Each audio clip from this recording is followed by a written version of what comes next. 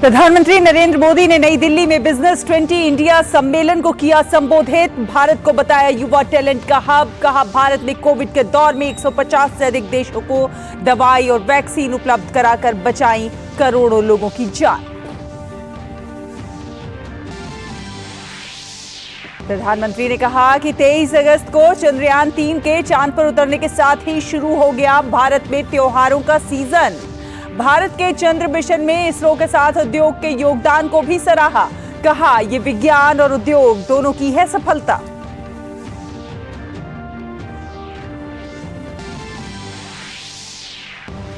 प्रधानमंत्री नरेंद्र मोदी ने आकाशवाणी से मन की बात कार्यक्रम में देश विदेश के लोगों के साथ अपने विचार किए साझा। पीएम ने कहा चंद्रयान 3 की सफलता ने साबित किया कि चांद पर भी उगते हैं संकल्प के कुछ सूरज।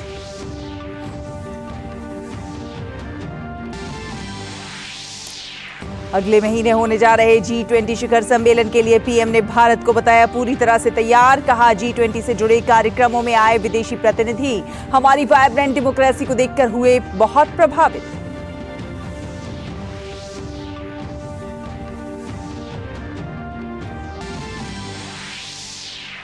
मौसम विभाग ने अगले 2 दिन में पूर्वोत्तर भारत और पश्चिम बंगाल में हिमालय के तराई वाले क्षेत्रों में भारी वर्षा की जताई आशंका। दक्षिण कोंकण और गोवा में भी आज तेज बारिश की संभावना।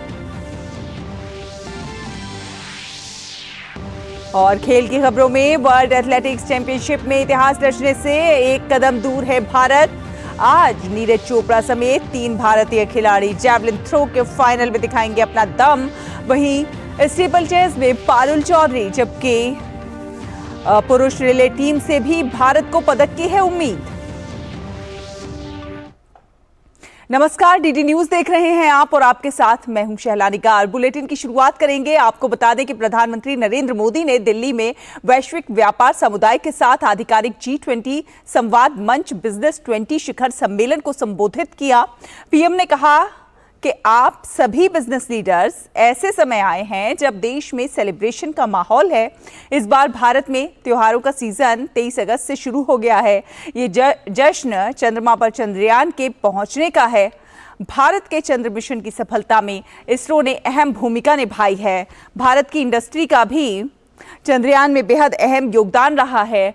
ये विज्ञान और उद्योग दोनों की सफलता है। उन्होंने कहा कि ये उत्सव भारत के विकास को गति देने के लिए है। भारत के लूनर मिशन की सफलता में हमारी स्पेस एजेंसी इसरो की बहुत बड़ी भूमिका है, लेकिन साथ ही इसमें भारत की इंडस्ट्री ने भी बहुत बड़ा सहयोग किया है। चंद्रयान में यूज किए गए अनेक कंपोनेंट्स हमारी इंडस्ट्री ने, हमारी प्राइवेट कंपनियों ने, हमारे एमएसएमईज ने उसको आवश्यकता के अनुसार तैयार कर समय सीमा पर उपलब्ध कराए हैं। यानी ये साइंस और इंडस्ट्री दोनों की सफलता है। पीएम ने कहा कि 2-3 साल पहले हम सबसे बड़ी महामारी से गुजर रहे थे। इस महामारी ने हर देश, समाज, बिजनेस सेक्टर और यहाँ तक कि कॉरपोरेट इकाई को भी एक सबक दिया। सबक ये दिया है कि हमें सबसे ज्यादा आपसी विश्वास पर निवेश करने की जरूरत है। उन्होंने कहा कि भारत ने कोविड के दौर में 150 से अधिक देशों को दवाई और वैक्सीन उपलब्ध कराकर करोड़ों लोगों की जान बचाई। कोई भी आपदा आती है, बड़ा संकट आता है, तो वो हमें कुछ न कुछ सबक देकर जाता है, सिखाकर जाता है। 2-3 साल पहले हम दुनिया की सबसे बड़ी महामारी, 100 साल में आए सबसे बड़े संकट से गुजरे हैं। इस संकट ने दुनिया के हर देश को, हर समाज को, हर बिजनेस हाउस को, हर कॉरपोरेट एंटिटी को एक सबक दिया है। सबक ये कि हमें अब जिस चीज पर सबसे ज्यादा इन्वेस्ट करना है वो है आपसी विश्वास, म्यूचुअल ट्रस्ट। प्रधानमंत्री नरेंद्र मोदी ने B20 सम्मेलन की थीम के बारे में भी बताया। इस B20 समिट की थीम है race. It is about responsibility, acceleration, innovation, sustainability and equality, and it is about humanity. It is about one earth, one family, one future. B20 शिखर सम्मेलन को विदेश मंत्री एस जयशंकर ने भी संबोधित किया। विदेश मंत्री ने कहा कि जब भारत ने पिछले दिसंबर में G20 की अध्यक्षता संभाली थी, तब हम पूरी तरह से सचेत थे कि जब हम मिलेंगे तो अधिकांश वैश्विक दक्षिण एक साथ एक मेज पर नहीं मिलेंगे, पर यह बहुत मायने रखता था। इसलिए प्रधानमंत्री ने जनवरी में voice of the Global South शिखर सम्मेलन बुलाने का फैसला किया इस वर्ष, और हमने उनकी चुनौतियों और उनकी प्राथमिकताओं के बारे में सुना और इन्हें G20 का एजेंडा का केंद्र बनाया गया है। विदेश मंत्री डॉक्टर एस जयशंकर ने कहा कि G20 का मुख्य उद्देश्य आर्थिक वृद्धि और विकास को बढ़ावा देना है। During the COVID and thereafter, we have provided direct food support to 800 million of our most vulnerable citizens and financial support to 450 million. The government's housing program has benefited about 150 million of our citizens to date, and it is growing. Affordable and accessible healthcare is today within, again, the reach of millions and growing by the day. Pension schemes cover 450 million. And the basic necessities of sanitation, electricity and water will become universal in the very near future. All of this has been made possible through the creation of a digital public infrastructure. विदेश मंत्री ने अपने संबोधन में कहा कि मोदी सरकार में देश में बड़े पैमाने पर विकास कार्य हुए हैं। It is the Modi government's commitment to enhance ease of living that can bind all these positive developments closely together. It is the working of this multiple axis in tandem that is now forging a new India. An India that creates its own 5G stack, an India which invents its COVID vaccine, or an India that lands near the South Pole of the moon. Gujarat के गांधीनगर में आज से G20 के मुख्य वैज्ञानिक सलाहकारों के गोलमेज सम्मेलन की शुरुआत हुई। 3 दिवसीय इस बैठक में G20 के सदस्य देशों और कुछ विशेष आमंत्रित देशों के प्रतिनिधि शामिल हो रहे हैं। इन बैठकों के संपन्न होने के बाद विदेशों से आए प्रतिनिधि गुजरात की समृद्ध विरासत का अनुभव लेने के लिए मेहसाना जिले में मोढेरा स्थित सूर्य मंदिर की यात्रा करेंगे।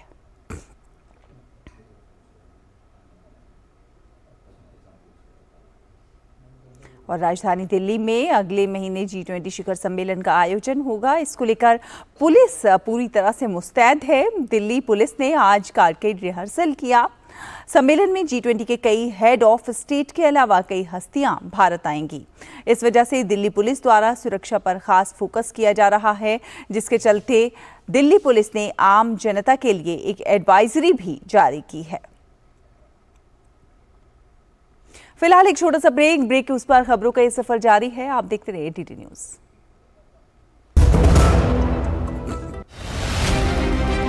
सेवा, सहयोग और समर्पण की भावना से आजादी के बाद पहली बार उपेक्षित वनटांगिया समाज की उन्नति का मार्ग प्रशस्त हुआ है। वर्ष 2017 में वनवासियों को सड़क, शिक्षा, चिकित्सा, राशन कार्ड, शौचालय, पक्के आवास, बिजली, सोलर लाइट, पेयजल जैसी मूलभूत सुविधाएं मिली हैं। वन ग्रामों को राजस्व ग्राम का दर्जा और वनवासियों को जमीनों का मालिकाना हक मिलने से इनकी जीवन शैली में बड़ा बदलाव आया है। दशकों से दबी हुई आशाओं और भावनाओं को पंख लगे हैं।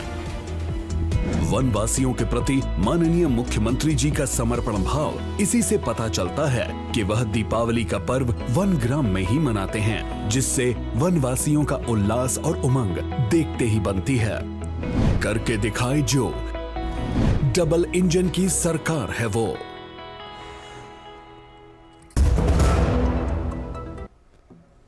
ब्रेक के बाद स्वागत है आपका। आप देख रहे हैं डीडी न्यूज़ और अब खबरों में आगे बढ़ते हैं। आपको बता दें कि प्रधानमंत्री नरेंद्र मोदी ने आज मन की बात कार्यक्रम की 104वीं कड़ी में देशवासियों से अपने मन की बात साझा की। प्रधानमंत्री ने भारत की अध्यक्षता में G20 से संबंधित बैठकों के सफल आयोजन की भी चर्चा की। उन्होंने कहा कि अगले महीने होने जा रही G20 लीडर्स समिट के लिए भारत पूरी तरह से तैयार है और सितंबर का महीना भारत के सामर्थ्य का साक्षी बनने जा रहा है। प्रधानमंत्री नरेंद्र मोदी ने मन की बात कार्यक्रम की 104वीं कड़ी में देशवासियों से अपने विचार साझा करते हुए कहा कि सितंबर का महीना भारत के सामर्थ्य का साक्षी बनने जा रहा है। पीएम ने कहा कि G20 लीडर्स समिट के लिए भारत पूरी तरह से तैयार है। इस आयोजन में भाग लेने के लिए 40 देशों के राष्ट्रीय अध्यक्ष और उनके अनेक ग्लोबल ऑर्गेनाइजेशंस राजधानी दिल्ली आ रहे हैं। G20 समिट के इतिहास में ये अब तक की सबसे बड़ी भागीदारी होगी। अपनी प्रेसिडेंसी के दौरान भारत ने G20 को और ज्यादा इंक्लूसिव फोरम बनाया है। भारत के निमंत्रण पर ही अफ्रीकन यूनियन भी G20 से जुड़ी और अफ्रीका के लोगों की आवाज दुनिया के इस अहम प्लेटफॉर्म तक पहुंची।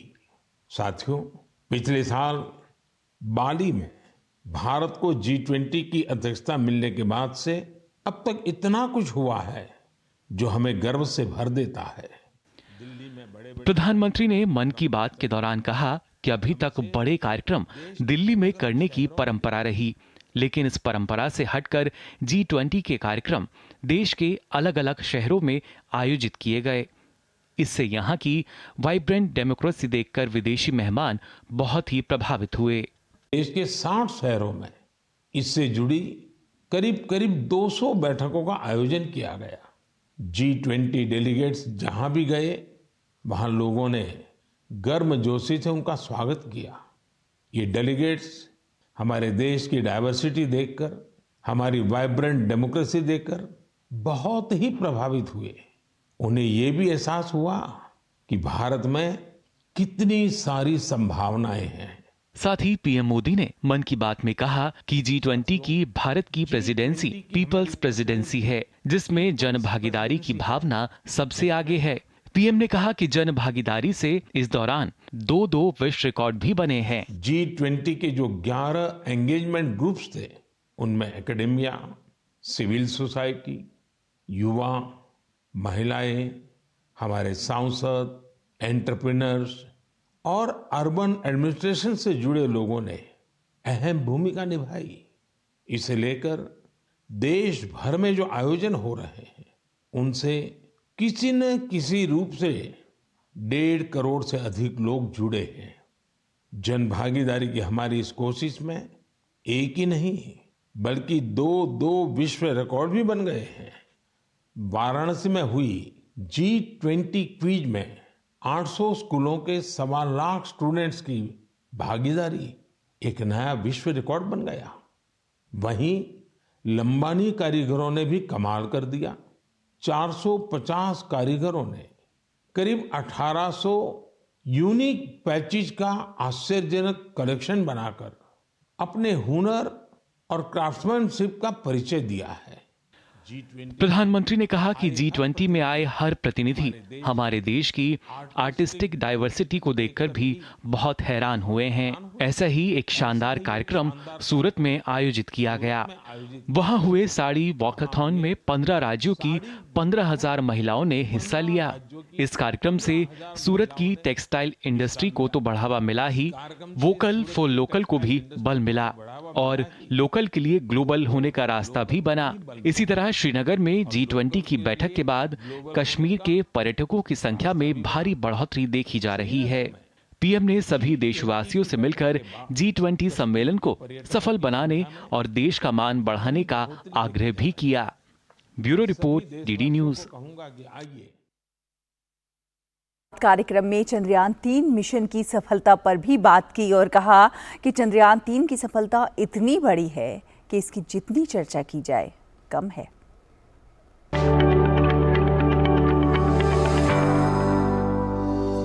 प्रधानमंत्री नरेंद्र मोदी ने अपने मन की बात कार्यक्रम के जरिए देशवासियों से संवाद किया। मन की बात का ये 104वां एपिसोड था। प्रधानमंत्री ने सावन के महीने में 2 बार मन की बात के कार्यक्रम होने पर प्रसन्नता जाहिर करते हुए सावन को महाशिव का महीना, उत्सव और उल्लास का महीना बताया।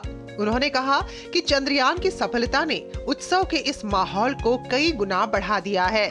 चंद्रयान को चंद्रमा पर पहुंचे 3 दिन से ज्यादा का समय हो रहा है। ये सफलता इतनी बड़ी है कि इसकी जितनी चर्चा की जाए वो कम है। इस अवसर पर प्रधानमंत्री मोदी ने अपनी एक कविता की कुछ पंक्तियां भी सुनाई। आसमान में सिर उठाकर, घने बादलों को चीरकर, रोशनी का संकल्प ले, अभी तो सूरज उगा है। दृढ़ निश्चय के साथ चलकर, हर मुश्किल को पार कर, घोर अंधेरे को मिटाने, अभी तो सूरज उगा है। आसमान में सर उठाकर, घने बादलों को चीरकर, अभी तो सूरज उगा है। प्रधानमंत्री मोदी ने कहा कि 23 अगस्त को भारत ने और भारत के चंद्रयान ने ये साबित कर दिया है कि संकल्प के कुछ सूरज चांद पर भी उगते हैं। मिशन चंद्रयान ने भारत की उस स्पिरिट का प्रतीक बन गया है जो हर हाल में जीतना चाहता है और हर हाल में जीतना जानता भी है। प्रधानमंत्री ने मिशन चंद्रयान की सफलता में नारी शक्ति की विशेष रूप से चर्चा की। साथियों, इस मिशन का एक पक्ष ऐसा भी रहा जिसकी आज मैं आप सबके साथ विशेष तौर पर चर्चा करना चाहता हूं। आपको याद होगा, इस बार मैंने लाल किले से कहा है कि हमें विमेन लेड डेवलपमेंट को राष्ट्रीय चरित्र के रूप में सशक्त करना है। जहां महिला शक्ति का सामर्थ्य जुड़ जाता है, वहां असंभव को भी संभव बनाया जा सकता है। भारत का मिशन चंद्रयान नारी शक्ति का भी जीवंत उदाहरण है। इस पूरे मिशन में अनेकों विमेन साइंटिस्ट और इंजीनियर्स सीधे तौर पर जुड़ी रही हैं। इन्होंने अलग अलग सिस्टम्स के प्रोजेक्ट डायरेक्टर, प्रोजेक्ट मैनेजर, ऐसी कई अहम जिम्मेदारियां संभाली हैं। भारत की बेटियां अब अनंत समझे जाने वाले अंतरिक्ष को भी चुनौती दे रही हैं। किसी देश की बेटियां जब इतनी आकांक्षी हो जाए तो उसे, उस देश को विकसित बनने से भला कौन रोक सकता है। प्रधानमंत्री ने कहा कि चंद्रयान 3 की सफलता में सभी का योगदान रहा। सबका प्रयास लगा तो सफलता भी मिली।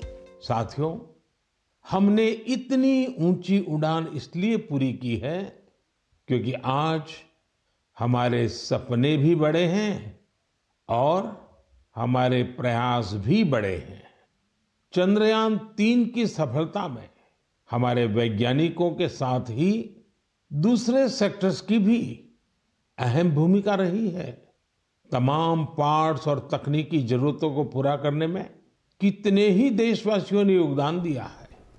जब सबका प्रयास लगा तो सफलता भी मिली। यही चंद्रयान 3 की सबसे बड़ी सफलता है। प्रधानमंत्री ने अपनी मन की बात कार्यक्रम में कामना करते हुए कहा कि आगे भी हमारा स्पेस सेक्टर सबके प्रयास से ऐसे ही अनगिनत सफलताएं हासिल करेगा। Bureau report, DD news.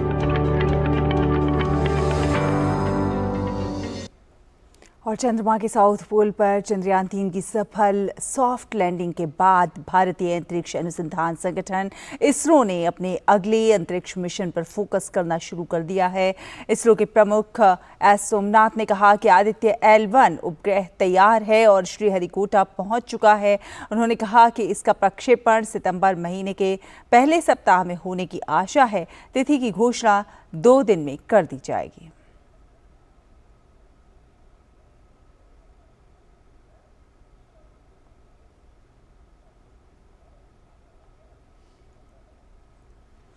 और आपको बता दें कि भाजपा अध्यक्ष जेपी नड्डा उत्तराखंड के हरिद्वार में एक कार्यक्रम को संबोधित कर रहे हैं। आइए सुनते हैं।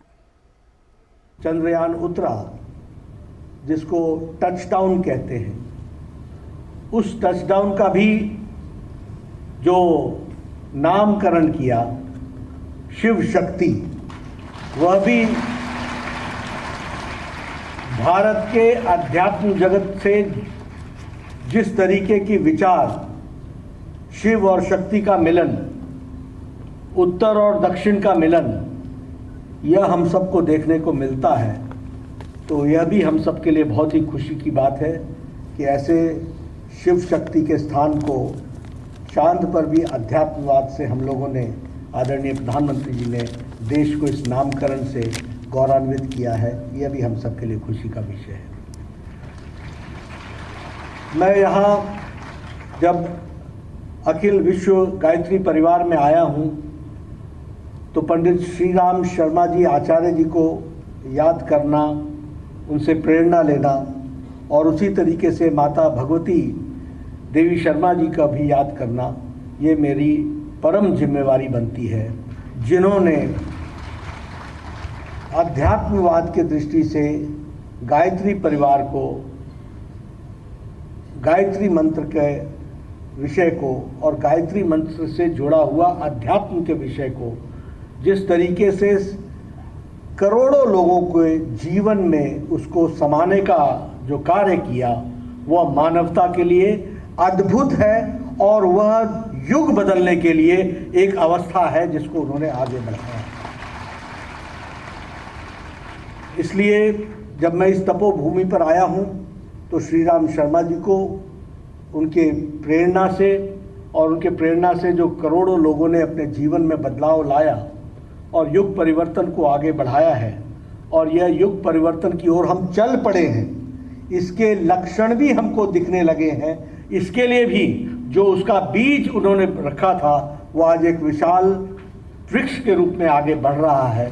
इसके लिए उनसे प्रेरणा भी लेते हैं और उनको हम इसके लिए उनकी प्रेरणा से हम आगे बढ़ें, ऐसी ईश्वर से मैं कामना करता हूँ। हमारे देव संस्कृति विश्वविद्यालय में बहुत से ऐसी फैकल्टीज़ हैं जिसमें काम हो रहा है और अध्यात्मवाद के तरीके को साइंटिफिक तरीके से, वैज्ञानिक तरीके से उनकी उपयोगिता, उनका रेलेवेंस, उनको किस तरीके से आगे बढ़ाना है, उसका जीवन में अर्थ क्या है, ये सारी चीज़ों को देव संस्कृति विश्वविद्यालय में हमारे विद्यार्थियों को, शिक्षार्थियों को और शिक्षकों के द्वारा जो रिसर्च, जो उसमें गहन अध्ययन चल रहा है, वह भी मानवता को आगे ले जाने में बहुत उपयोगी काम करेगा, ऐसा मेरा विश्वास है। अगर हम शिक्षा की बात करें तो शिक्षा, अगर पाश्चात्य जगत की विचारधारा को देखें तो एजुकेशन इज फॉर ब्रेड, शिक्षा जीवन अर्पण करने का माध्यम है। और जब हम अपनी विचारधारा को देखें और देव संस्कृति विश्वविद्यालय की भाषा को देखें तो हमें समझ में आता है कि इसकी शुरुआत ही संस्कार शाला से शुरू होती है और संस्कार का प्रेरणा स्रोत बनता है। शिक्षा जीवन को परिष्कृत करने का, अपने जीवन का सार्थक अर्थ ढूंढने का रास्ता है, यह हमको उसमें से समझ में आता है, जिसको देव संस्कृति विश्वविद्यालय भारतीय संस्कृति के ज्ञान को, भारतीय संस्कृति के तत्व को, भारतीय संस्कृति के ममत्व को जानने का प्रयास कर रही है। इसके लिए मैं विशेष करके बधाई देता हूँ देव संस्कृति विश्वविद्यालय को।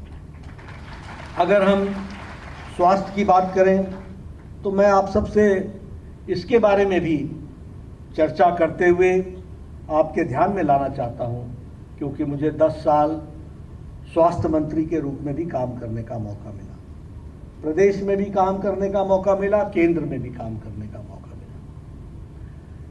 हमारी स्वास्थ्य की सोच भी बड़ी एकांगी रही, हमारी स्वास्थ्य की सोच भी बहुत ही सीमित रही और उसी को दुनिया ने हेल्थ मान लिया, उसी को दुनिया ने हेल्थ के दृष्टि से आगे बढ़ाने का काम किया।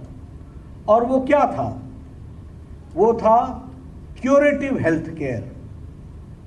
हमारे डॉक्टर, आपने सुना होगा, बड़े बड़े पढ़े लिखे डॉक्टर, उनसे बोलो परहेज क्या है, क्या परहेज करना? परहेज कुछ नहीं, खाओ सब कुछ, बस एंटीबायोटिक ले लो, और अगर ज्यादा बीमारी है तो एंटीबायोटिक का इंजेक्शन ले लो।